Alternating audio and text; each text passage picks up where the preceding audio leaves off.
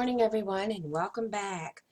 Today is episode 4 of Little Women by Louisa May Alcott.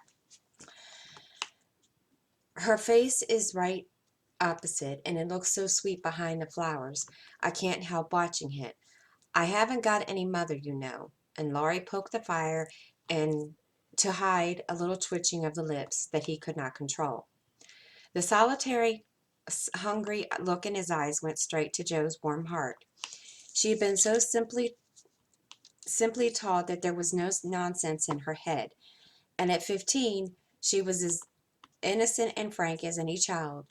Laurie was sick and lonely, and feeling how rich she was in home and happiness, she gladly tried to share it with him. Her face was very friendly, her sharp voice unusually gentle, as she said, "We'll never draw that curtain any more, and I'll give you leave to look as much as you like. I just wish, though, instead of peeping, you come over to see us. Mother is so splendid, she'd do you heaps of good, and Beth would sing to you if I begged her to, and Amy would dance. Meg and I would make you laugh over our funny stage properties, and we'd have jolly times. Wouldn't your grandpa let you?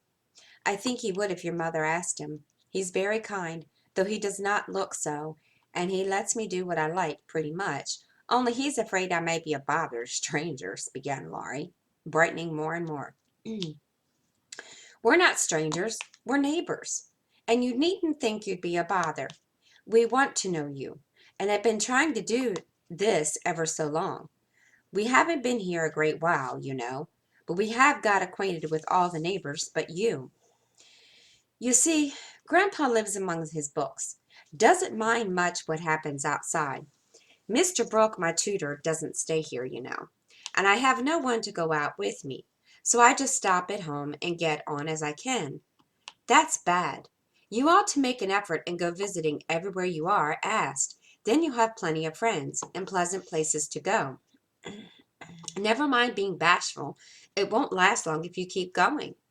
Laurie turned red again, but wasn't offended at being accused of bashfulness, for no there was so much good will in it. Joe was impossible not to take her blunt speeches as kindly as they are meant. "Do you like your school?" asked the boy, changing the subject, after a little pause, during which he stared at the fire, and Joe looked around her, well pleased. "Don't go to school. I'm a business man. Girl, I mean. I go to wait on my great aunt, and a dear cross old soul she is, too," answered Joe. Laurie opened his mouth to ask another question, but remembering just in time that it wasn't manners to make too many inquiries into people's affairs, he shut it again and looked uncomfortable. Joe liked his good breeding, and didn't mind having a laugh at Aunt March, so she gave him a lively description of the fidgety old lady, her fat poodle, the parrot that talked Spanish, and the library where she reveled.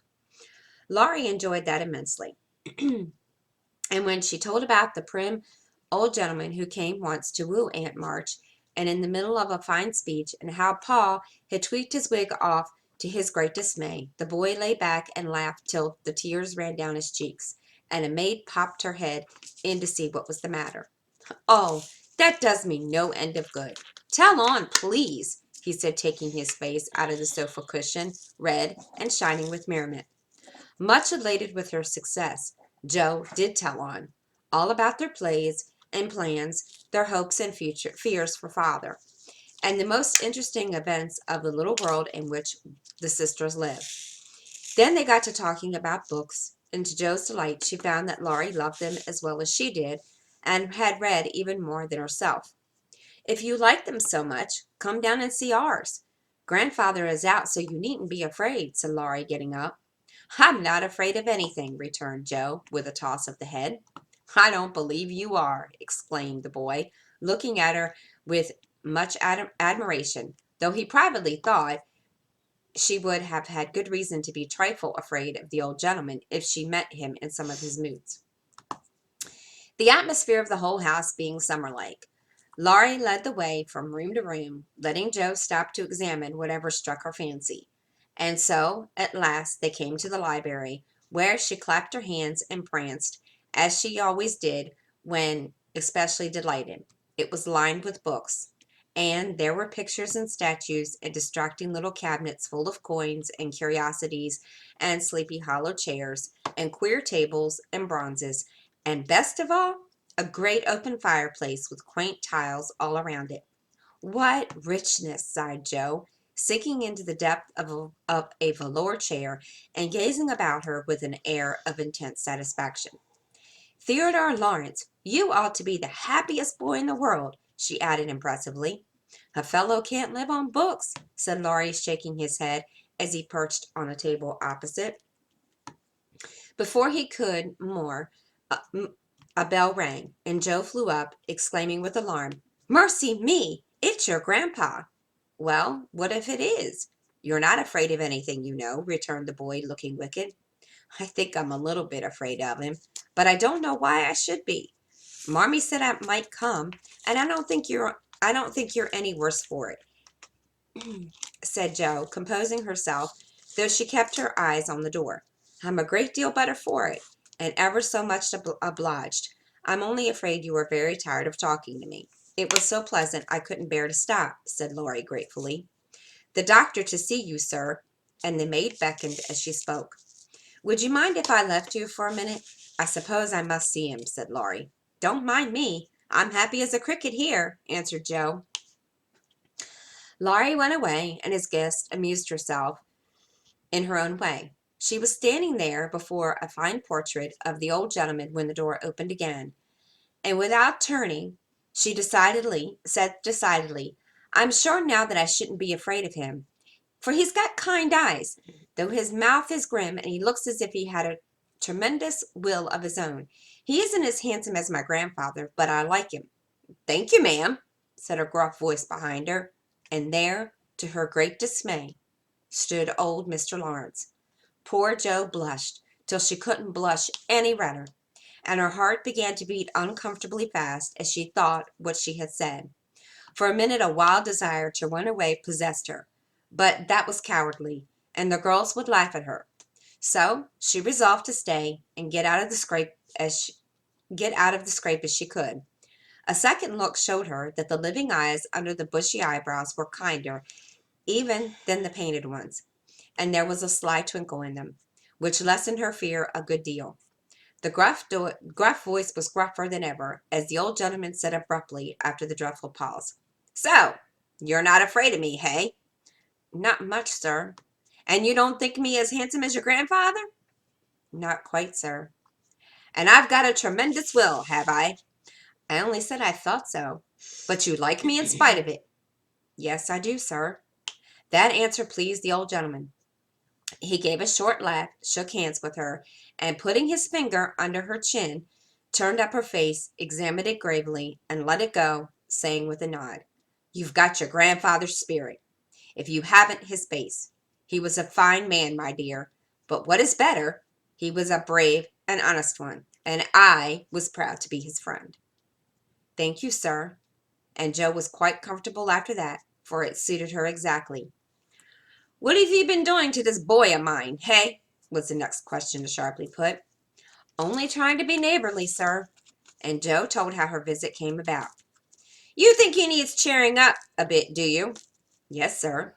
He seems a little lonely, and young folks could do him good, perhaps. We are only girls, but we should be glad to help if we could, for we don't forget the splendid Christmas presents you sent us, said Joe eagerly. Tut, tut. That was the boy's affair. How is the poor woman? Doing nicely, sir. And off went Joe, talking very fast as she told all about the Hummels, in whom her mother had interested richer friends than they were. Just her father's way of doing good. I shall come and see your mother some fine day. Tell her so. There's the tea bell. We have it early on the boy's account. Come down and go on being neighborly. If you'd like to have me, sir, shouldn't ask you if I didn't. And Mr. Lawrence offered his arm with an old-fashioned curtsy. What would Meg say to this, thought Joe, as she marched away while her eyes danced with fun, as she imagined herself telling the story at home. Hey, why, what the dickens has come to that fellow? Said the old gentleman, as Laurie came running down the stairs and brought up with a start of surprise at the astounding sight of Joe, arm in arm, with his unredoubtable grandfather. "I didn't know you'd come, sir," he began, as Joe gave him a triumphant little glance. "That's evident by the way you racket downstairs. Come to your tea, sir, and behave like a gentleman." And having pulled the boy's hair by way of a caress, Mr. Lawrence walked on, while Laurie went through a series of comic evolutions behind their backs, which nearly produced an explosion of laughter from Joe. The old man did not say much as he drank his 4 cups of tea, but he watched the young people, who soon chatted away like old friends, and the change in his grandson did not escape him. There was a color, light, and life in the boy's face now, vivacity in his manner, and genuine merriment in his laugh. "She's right. The lad is lonely. I'll see what these little girls can do for him," thought Mr. Lawrence, as he looked and listened. He liked Joe, for her odd, blunt ways suited him, and she seemed to understand the boy almost as well as if she had been one herself.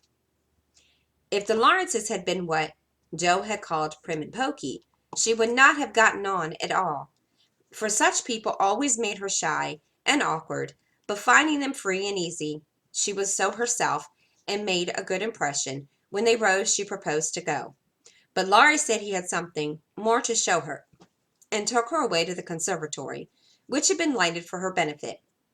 It seemed quite fairy-like to Joe, as she went up and down the walks, enjoying the blooming walls on either side, the soft light, the damp, sweet air, and the wonderful vines and trees that hung about her, while her new friend cut the finest flowers till his hands were full. Then he tied them up, saying with a happy look Joe liked to see, "Please give these to your mother, and tell her I like the medicine she sent me very much."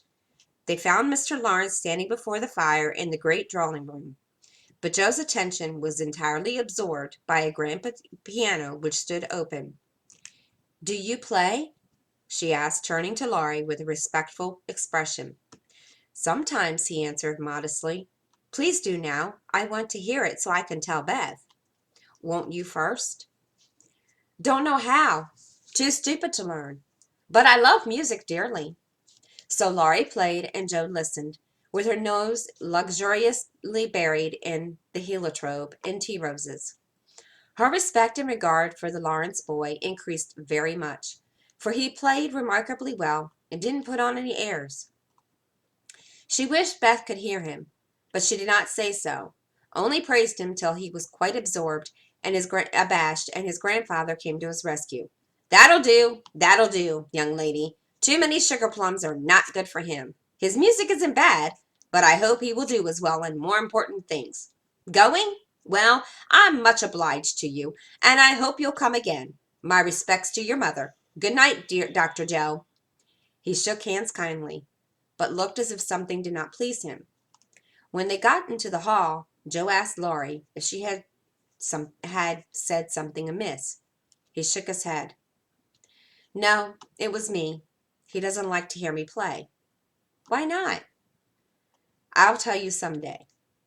John is going home with you, as I can't." "No need of that. I'm not a young lady. It's only a step. Take care of yourself, won't you?" "Yes, but will you come again, I hope, if you promise to come and see us after you are well?" "I will. Good night, Laurie. Good night, Joe. Good night." When all the afternoon adventures had been told, the family felt inclined to go visiting in a body, for which found something very attractive in the big house on the other side of the hedge. Mrs. March wanted to talk of her father with the old man, who had not forgotten him. Meg longed to walk in the conservatory. Beth sighed for the grand piano, and Amy was eager to see the fine pictures and statues. "Mother, why didn't Mr. Lawrence like to have Laurie play?" asked Joey. Excuse me. Who was of an inquiring disposition. "I am not sure, but I think it was because of his son, Laurie's father, married an Italian lady, a musician, which displeased the old man, who was very proud. The lady was good and lovely and accomplished, but he did not like her, and never saw his son after he married. They both died when Laurie was a little child, and then his grandfather took him home. I fancy the boy, who was born in Italy, is not very strong, and the old man is afraid of losing him, which makes him so careful. Laurie comes naturally by his love of music, for he is like his mother, and I dare say his grandfather fears that he may want to be a musician. At any rate, his skill reminds me of the woman he did not like, and so he glowered, as Joe said. "Dear me, how romantic!" exclaimed Meg. "How silly," said Joe. "Let him be a musician if he wants to, and not plague his life out sending him to college when he hates to go. That's why he has such a handsome black eyes and pretty manners, I suppose." "Italians are always nice," said Meg, who was a little sentimental. "What do you know about his eyes and his manners? You never spoke to him hardly," cried Joe, who was not sentimental. "I saw him at the party, and what you tell shows that he knows how to behave. That was a nice little speech about the medicine mother sent him." "He meant the blanc mange, I suppose?" "How stupid you are, child! He meant you, of course." "Did he?" And Joe opened her eyes as if it had never occurred to her before. "I never saw such a girl. You don't know a compliment when you get it," said Meg, with an air of a young lady who knew all about the matter. "I think they're a great nonsense, and I'll thank you not to be silly and spoil my fun. Laurie's a nice boy, and I like him, and I won't have any sentimental stuff about compliments and such rubbish. We'll all be good to him because he hasn't got any mother, and he may come over to see us, mayn't he, Marmee?" "Yes, Joe, your little friend is very welcome, and I hope Meg will remember that children should be children as long as they can." "I don't call myself a child, and I'm not in my teens yet," observed Amy. "What do you say, Beth?" "I was thinking about our program, Pilgrim's Progress," answered Beth, who had not heard a word. "How we got out of the slough and through the wicket gate by resolving to be good, and up the steep hill by trying. And that may be the house over there, full of splendid things, is going to be our palace beautiful." "We have to get by the lions first," said Joe, as if she rather liked the prospect. Chapter 6. Beth finds the palace beautiful. The house did prove a palace beautiful, though it took some time for all to get in, and Beth found it very hard to pass the lions. Old Mr. Lawrence was the biggest one, but after he had called and said something funny or kind to each one of the girls and talked over old times with their mother, nobody felt much afraid of him except timid Beth. The other lion was the fact that they were poor, and Laurie was rich, for this made them shy of accepting favors which they could not return. But after a while they found that he considered them benefactors and could not do enough to show how grateful he was for Mrs. March's motherly welcome, their cheerful society, and the comfort he took in that humble home of theirs. So they soon forgot their pride and interchanged kindness without stopping to think which was the greater. All sorts of pleasant things happened about that time, for the new friendship flourished like grass in spring. Everyone liked Laurie, and he privately informed his tutor that the Marches were regularly splendid girls. With the delighted enthusiasm of youth, they took the solitary boy into their midst and made much of him. He found something very charming in the innocent companionship of these simple-hearted girls.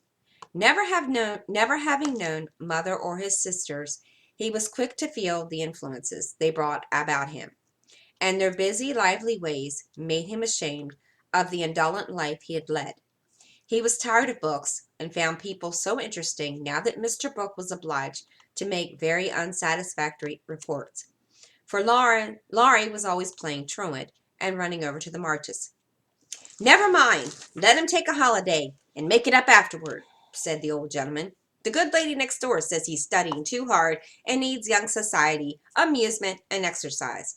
I suspect she's right, and that I've been coddling the fellow as if I had been his grandmother. Let him do what he likes as long as he's happy. He can't get into mischief in that little nunnery over there, and Mrs. March is doing more for him than we can." What good times they had, to be sure. Such plays and tableaux, such sleigh rides, skating frolics, such pleasant evenings in the old parlor, and now and then such gay little parties in the great house. May could walk in the conservatory whenever she liked and revel in bouquets. Joe browsed over the little library vicariously and convulsed the old gentleman with her criticism. Amy copied pictures and enjoyed beauty in her, to her heart's content, and Laurie played Lord of the Manor in the most delightful style. But Beth, though yearning for the grand piano, could not pluck up the courage to go to the mansion of bliss, as Meg called it. She went once with Joe, but the old gentleman, not being aware of her infirmity, stared at her so hard from under his heavy eyebrows and said, "Hey!" so loud that he frightened her so much that her feet chattered on the floor. She never told her mother, and she ran away, declaring she would never go there any more, not even for the dear piano. No persuasions or enticements could overcome her fear, till the fact coming to Mr. Lawrence's ear in some mysterious way, he set about mending matters. During one of the brief calls he made, he artfully led the conversation to music and talked away about great singers whom he had seen, fine organs he had heard, and told such charming anecdotes that Beth found it impossible to stay in her distant corner, but crept nearer and nearer, as if fascinated.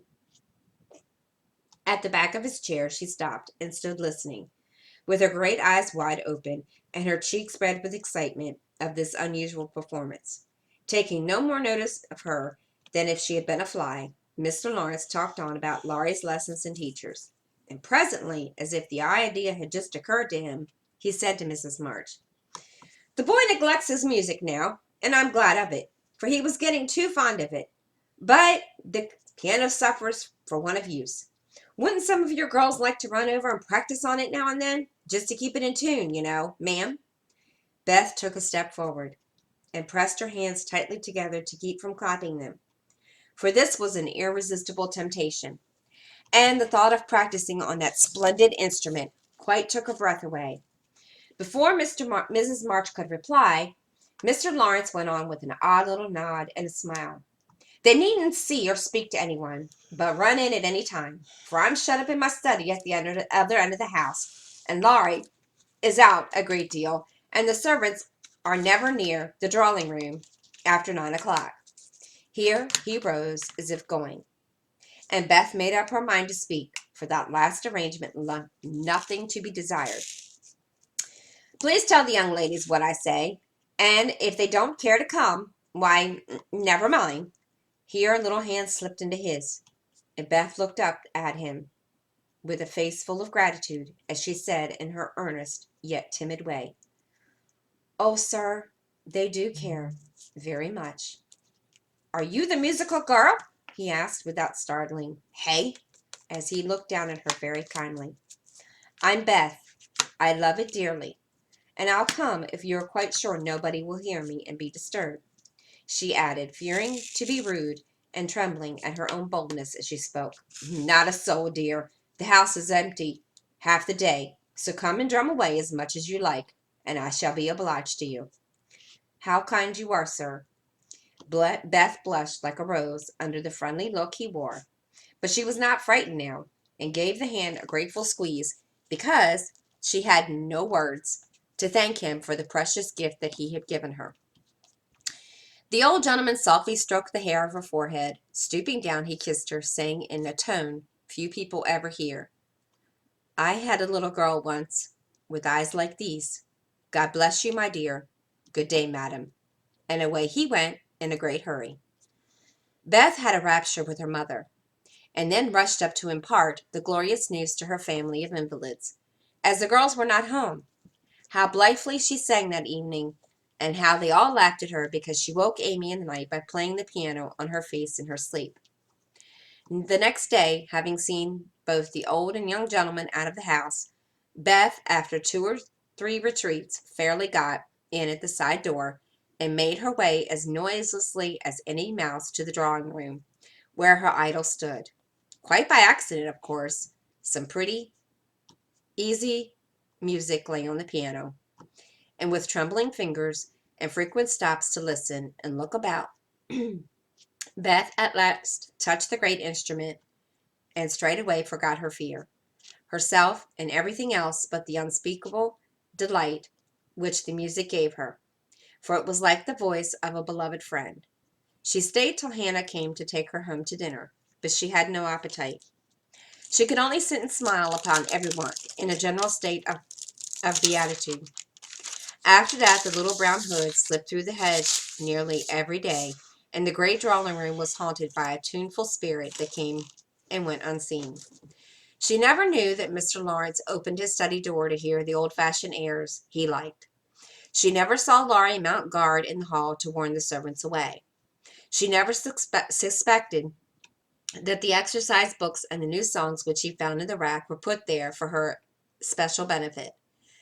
And when he talked to her about music at home, she only thought how kind he was to tell things that helped her so much.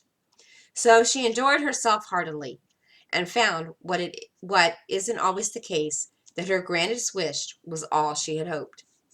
Perhaps it was because she was so grateful for this blessing that a greater was given her. At any rate, she deserved both. Mother, I'm going to work Mr. Lawrence a pair of slippers. He is so kind to me, and I must thank him, and I don't know any other way. Can I do it? Asked Beth, a few weeks after the eventful call of his. Yes, dear, it will please him very much, and be a nice way of thanking him.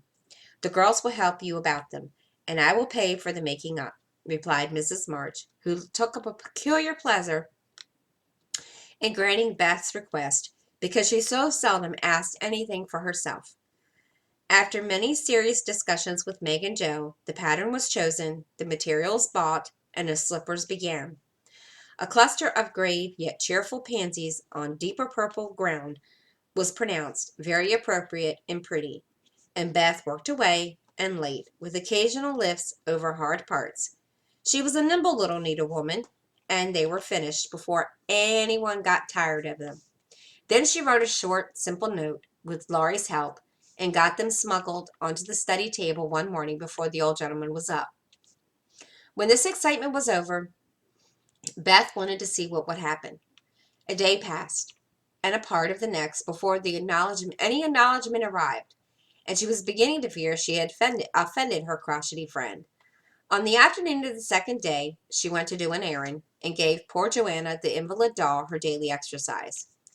As she came up the street on her return, she saw four heads popping out, in and out of the parlor windows, and the moment they saw her, several hands were waved, and several joyful voices screamed, "Here's a letter from the old gentleman! Come quick and read it!" "Oh, Beth, he sent you," began Amy, gesticulating with unseemly energy, but she got no further, for Joe quenched her by slamming down the window. Beth hurried on in a flutter of suspense. At the door, her sister seized and bore her to the parlor in triumphant procession, all pointing and all saying at once, "Look there! Look there!" Beth did look, and turned pale with delight and surprise, for there stood a little cabinet piano with a letter lying on the glossy lid, directed like a signboard to Miss Elizabeth March. "For me?" gasped Beth, holding on to Joe, feeling as if she could tumble down. It was such an overwhelming thing altogether. "Yes, all for you, my precious. Isn't it splendid of him? Don't you think he's the dearest old man in the world? Here's the key in the letter. We didn't open it, but we are dying to know what he says," cried Joe, hugging her sister and offering the note. "You read it? You read it. I can't. I feel so queer. Oh, it's too lovely." And Beth hid her face in Joe's apron, quite upset by her present. Joe opened the paper and began to laugh, for the first words she saw were, "Miss March, dear madam." "How nice it sounds. I wish someone would write to me so," said Amy, who thought the old-fashioned address was very elegant. "I've had many pairs of slippers in my life, but I have never had any that suited me so well as yours," continued Joe. "Heart's ease is my favorite flower, and these will always remind me of the gentle giver. I like to pay my debts, so I know you will allow the old gentleman to send you something which once belonged to the little granddaughter he lost. With hearty thanks and best wishes, I remained your grateful friend and humble servant, James Lawrence." "There," Beth said. "There, Beth, that's an honor to be proud of." I'm sure.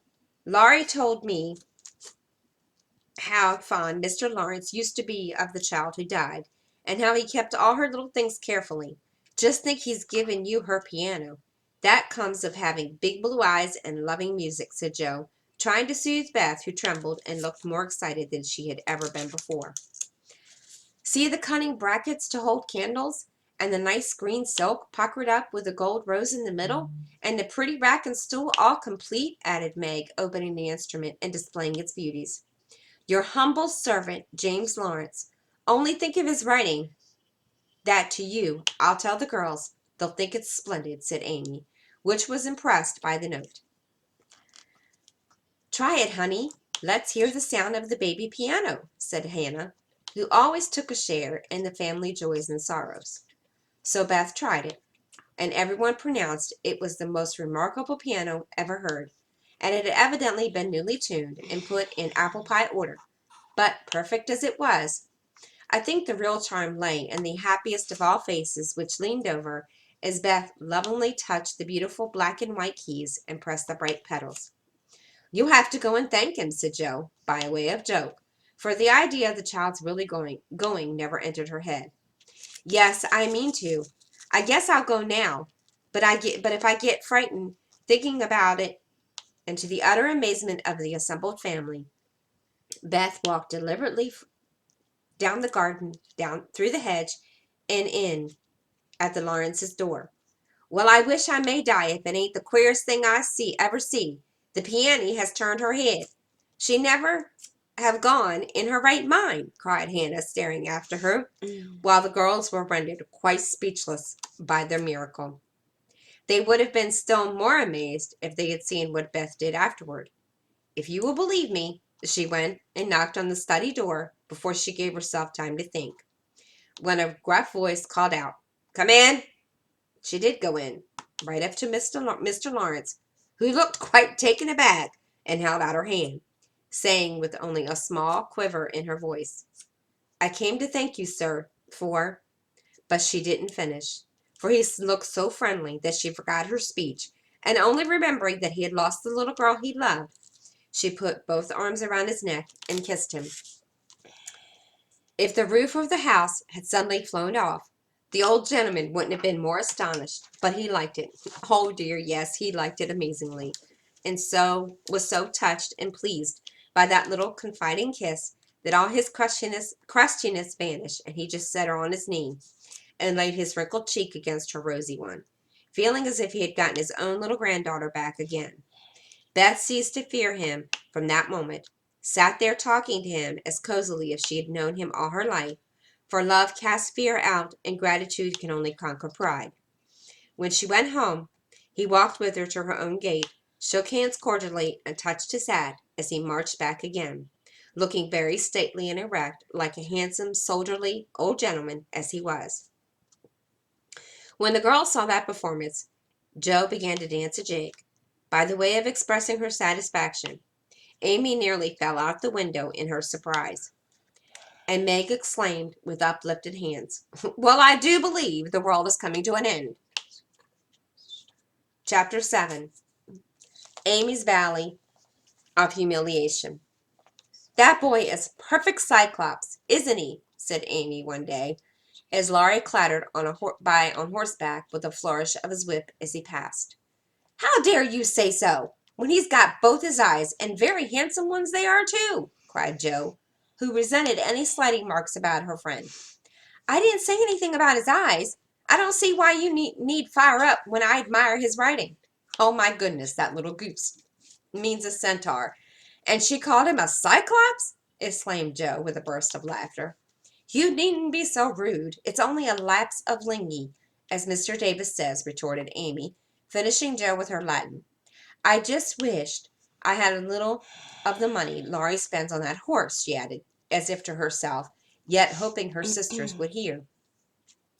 "Why?" asked Meg kindly, for Joe had gone off in another laugh at Amy's second blunder. "I need it so much. I'm dreadfully in debt, and it won't be my turn to have the rag money for a month." "In debt? Amy, what do you mean?"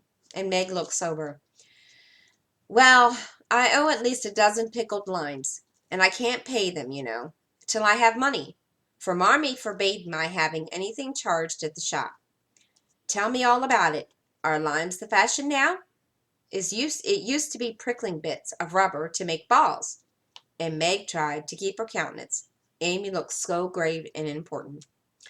Why, you see, the girls are always buying them. Unless you want to be thought mean, you must do it too.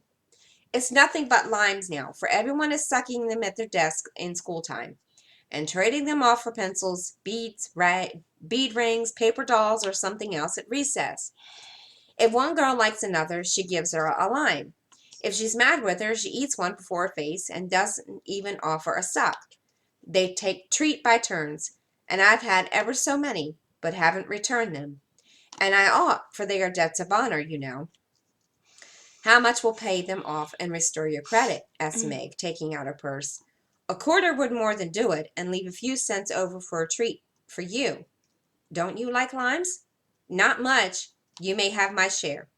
Here's the money. Make it last as long as you can, for it isn't very plenty. Oh, thank you. It must be so nice to have pocket money. I'll have a grand breakfast, for I haven't tasted a lime this week. I felt delicate about taking any, as I couldn't return them, and I'm actually suffering for one. Next day, Amy was rather late at school, but could not resist the temptation of displaying the pardonable pride, the moist brown paper parcel, before she consigned it to the most inmost recesses of her desk. During the next few minutes, the rumor that Amy March had gotten 24 delicious limes, she ate one on the way, and was going to treat, circulated through her set, and the attentions of her friends became quite overwhelming. Katie Brown invited her to her next party on the spot. Mary Kingsley insisted on lending her her watch till recess, and Jenny Snow, a satirical young lady who had basely twitted Amy upon her limeless state, promptly buried the hatchet and offered to furnish answers to a certain appalling sums. But Amy had not forgotten Miss Snow's cutting remarks about some persons whose noses were not too flat to smell other people's limes, and stuck-up people who were not too proud to ask for them. And she instantly crushed that Snow girl's hope by the withering telegram. You needn't be so polite all of a sudden, for you won't get any. A distinguished personage happened to visit the school that morning, and Amy's beautifully drawn maps received praise, which honor to her foe rankled in the fowl of Miss Snow, and caused Miss March to assume the airs of studiously young peacock. But alas, alas, pride goes before a fall, and the revengeful Snow turned the tables with a disastrous success. No sooner had the guest paid the usual stale compliments and bowed himself out than Jenny, under the pretense of asking an important question, informed Mr. Davis, the teacher, that Amy March had pickled limes in her desk. Now, Mr. Davis had declared limes a contraband article, and solemnly vowed to publicly ferule the first person who was found breaking the law. This much endearing man had succeeded in banishing chewing gum after a long and stormy war, and had made a bonfire of the confiscated novels and newspapers, and suppressed a private post, and forbidden distortions of the face, nicknames, and characters, had done all that one man could do to keep a 100 rebellious girls in order.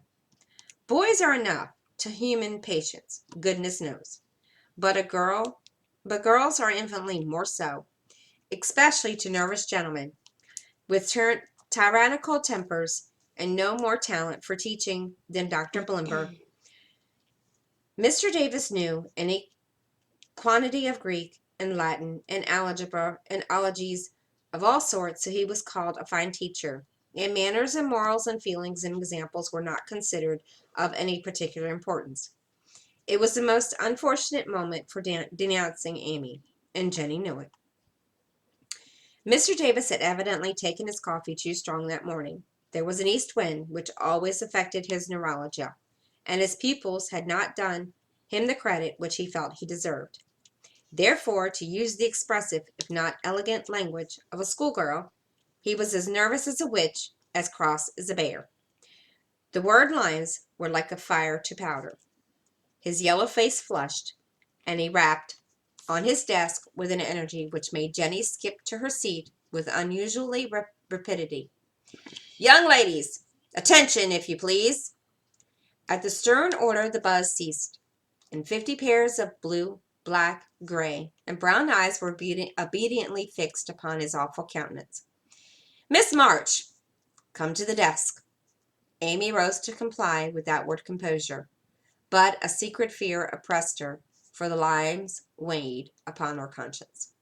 Bring with you the limes you have in your desk, was the unexpected command which arrested her before she got out of her seat. Don't take all, whispered her neighbor, a young lady of great presence of mind. Amy hastily shook out half a dozen and laid the rest before Mr. March, feeling that any man possessing a human heart would relent when that delicious perfume met his nose. Unfortunately, Mr. Davis particularly detested the odor of the fashionable pickle, and disgust added to his wrath. Is that all? Not quite, stammered Amy. Bring the backrest immediately. With a despairing glance at her set, she obeyed. You are sure there are no more? I never lie, sir. So I see. Now take these disgusting things, 2 by 2, and throw them out the window. There was a simultaneous sigh, which created a little gust, as the last hope fled, and the treat was ravished from their longing lips. Scarlet with shame and anger, Amy went to and fro 6 dreadful times, and as each doomed couple, looking oh so plump and juicy, fell from her reluctant hands, a shout from the street completed the anguish of the girls, for it told them that their feast was being exulted over by the little Irish children who were their sworn foes. This was too much.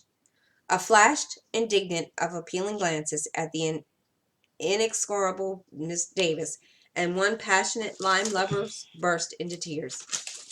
As Amy returned from her last trip, Mr. Davis gave a portentous and said in his most impressive manner, Young ladies, you remember what I said to you a week ago. I'm sorry this has happened, but I never allow the rules to be infringed, and I never break my word. Miss March, hold out your hand. Amy started and put both hands behind her, turning on him an imploring look which pleaded for her better than words she could not utter. She was rather a favorite with old Davis, as of course he was called, and it's my private belief that he would have broken his word if the indignant of one irrehensible young lady had not found vent in a hiss. This hiss, faint as it was, irritated the irascible gentleman and sealed the culprit's face. Your hand, Miss March, was the only answer her mute appeal received. And too proud to cry or beseech, Amy set her teeth, threw back her head defiantly, and bore without flinching several twinkling blows on her little palm. They were neither many nor heavy, but that made no difference to her. For the first time in her life she had been struck, and the disgrace in her eyes was as deep as if he had knocked her down. You will now stand on the platform till recess, said Mr. Davis, resolved to do the thing thoroughly, since he had begun. That was dreadful. It would have been bad enough to go to her seat and see the pitying faces of her friends, or the satisfied ones of her few enemies, but to face the whole school with that shame fresh upon her seemed impossible, and for a second she felt as if she could only drop down where she stood and break her heart with crying. A bitter sense of wrong and the thought of Jenny Snow helped her to bear it, and taking the ignominious place, she fixed her eyes on the stove funnel above what now seemed a sea of faces, and stood there, so motionless and white that the girls found it hard to study with that pathetic figure before them. During the 15 minutes that followed, the proud and sensitive little girl suffered a shame and pain which she never forgot. To others it might seem a ludicrous or trivial affair, but to her it was a hard experience. For during the 12 years of her life, she had never been governed by love alone, and a blow of that sort had never touched her before.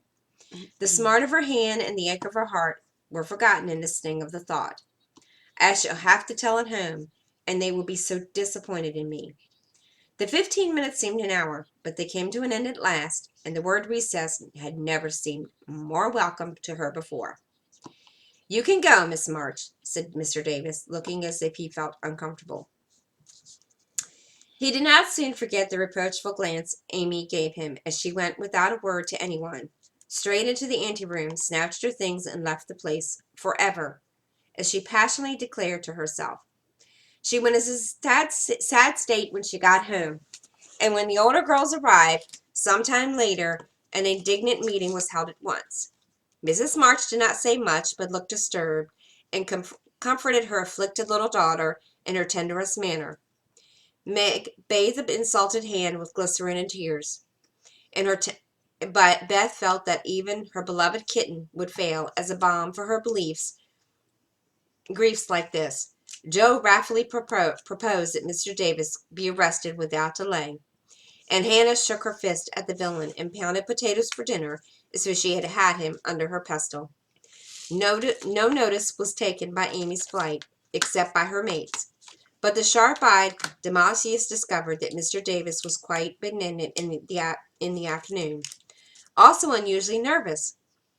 Just before the school closed, Joe appeared wearing a grim expression as she stalked up to the desk and delivered a letter from her mother, then collected Amy's property and departed, carefully scraping the mud from her boots on the doormat as if she shook the dust off her feet. "Yes, you can have a vacation from school, but I want you to study a little every day with Beth," said Mrs. March that evening. "I don't approve of corporal punishment, especially for girls. I dislike Mr. Davis's manner of teaching, and don't think the girls you associate with are doing you any good. So I shall ask your father's advice before I send you anywhere else." "That's good. I wish all girls would leave and spoil his old school. It's pretty maddening to think that those lovely limes sighed sighed Amy with an air of a martyr. "I'm not sorry you lost them, for you broke the rules which deserve some punishment for disobedience," was the severe reply, which rather disappointed the young lady, who expected nothing but sympathy. "Do you mean you're glad that I was disgraceful for the whole school?" cried Amy. "I should not have chosen that way of mending a fault," excuse me, replied her mother. "But I'm not sure that it won't do you more good than a bolder method. You're getting to be rather conceited, my dear, and it is quite time you set about correcting it. You have good many little gifts and virtues, but there is no need of parading them, for conceit spoils the finest genius. There is not much danger that real talent or goodness will be overlooked long, even if it is the consciousness of possessing and using it well should satisfy one, and the great charm, all power, is modesty." "So it is," cried Laurie, who was playing in chess in a corner with Joe. "I knew a girl once who had who really remarkable talent for music, and she didn't know it, never guessed what a sweet little things she composed when she was alone, and wouldn't have believed it if anyone had told her. I wish I'd known that nice girl. Maybe she would have helped me. I'm so stupid," said Beth, who stood beside him listening eagerly. "You do know her, and she helps you better than anyone else could," answered Laurie, looking at her with mischievous meaning in his merry black eyes that Beth suddenly turned very red, and hid her face in the sofa cushion, quite overcome by such an unexpected discovery. Joe let Laurie win the game to pay for the praise of her Beth, who could not be prevailed upon to play for them after her compliment. So Laurie did his best, and sang delightfully, being in a particularly lively humor, for to the Marches he seldom showed the moody side of his character. When he was gone, Amy, who had been pensive all evening, said suddenly, as if it was busy over some new idea, "Is Laurie an accomplished boy?" "Yes." "He had an excellent education and has much talent. He will make a fine man if not spoiled by petting," replied her mother. "And he isn't conceited, is he?"